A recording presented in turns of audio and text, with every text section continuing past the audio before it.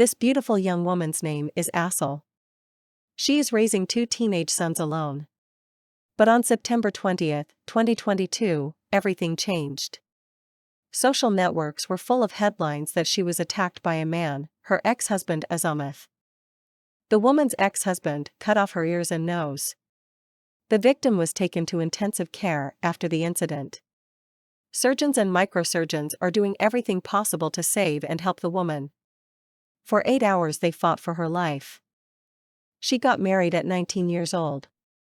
Azamuth, her fiancé, was very kind and hardworking at first. When they first met, his relatives and sister Asal liked him and seemed like a modest guy. He was a very devout Muslim. The marriage was good and successful at the beginning. The first time he hit his wife was when they were bathing their first child. He didn't like that his wife made a remark that he was bathing his son incorrectly. She took her son and went to her mother. The husband wanted to return his wife, came to her and asked for forgiveness, begged her to return. He promised that this would not happen again. Eastern mentality condemned divorce, and according to religion, if you got married you should live with this person for the rest of your life. Girls have been taught to endure since childhood. Asal grew up without a father and did not want her children to grow up without a father either. She believed her husband and returned to him. The child was 1 year old, and Asal was pregnant with her second, when the second incident of aggression on the part of her husband occurred. While walking with her child on the street, she met her classmate, talked to him for 5 minutes. Her husband saw this and became very jealous. When she returned home, he hit her in the face and began to find out why she was talking to her classmate. She fell from a slap in the face on the slippery floor, which led to the loss of the child at 6 months of pregnancy. Azamuth constantly had complaints against her. He didn't like the way she cooked, washed, or cleaned. For any offense, he began to beat her.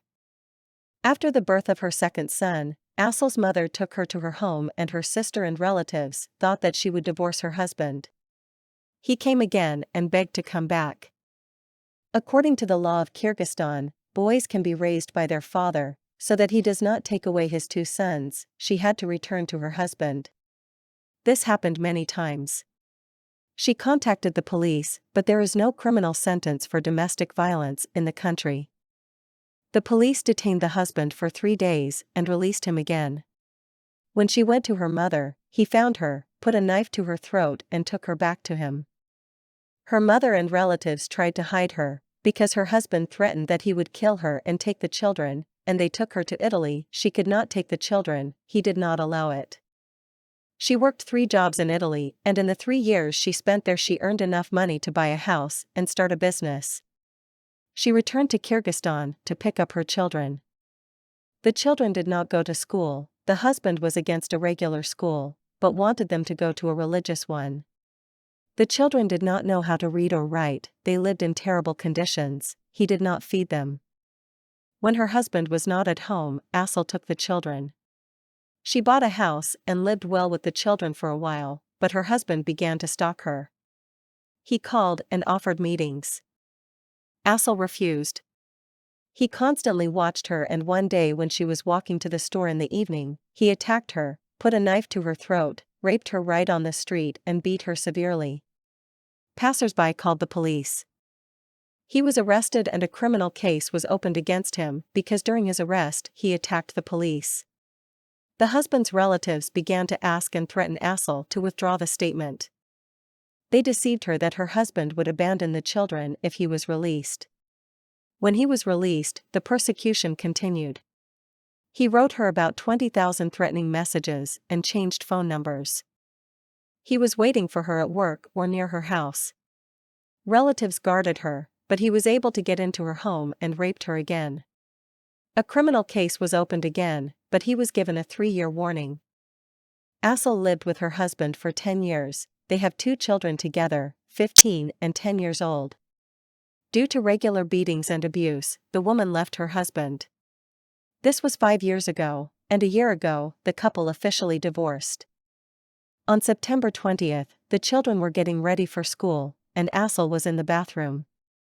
The eldest son did not close the door and the ex-husband snuck into the house.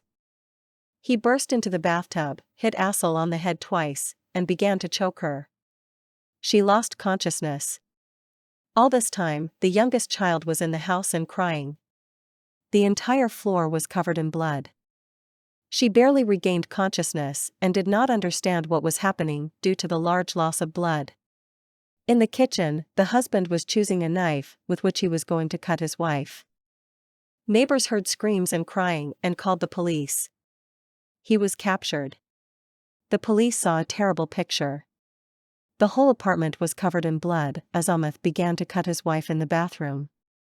Then he dragged her throughout the apartment. He cut off her nose and ears and stabbed her in the neck. Doctors spent 8 hours trying to reattach her body parts. The husband hid them in his pocket. But the police guessed it. All the mirrors in the hospital room were removed so as not to shock Assel. When they were doing the dressing, she accidentally saw her reflection in a metal lamp and lost consciousness. Now she is afraid of herself and cannot look at herself in the mirror. She doesn't want to live with that face now.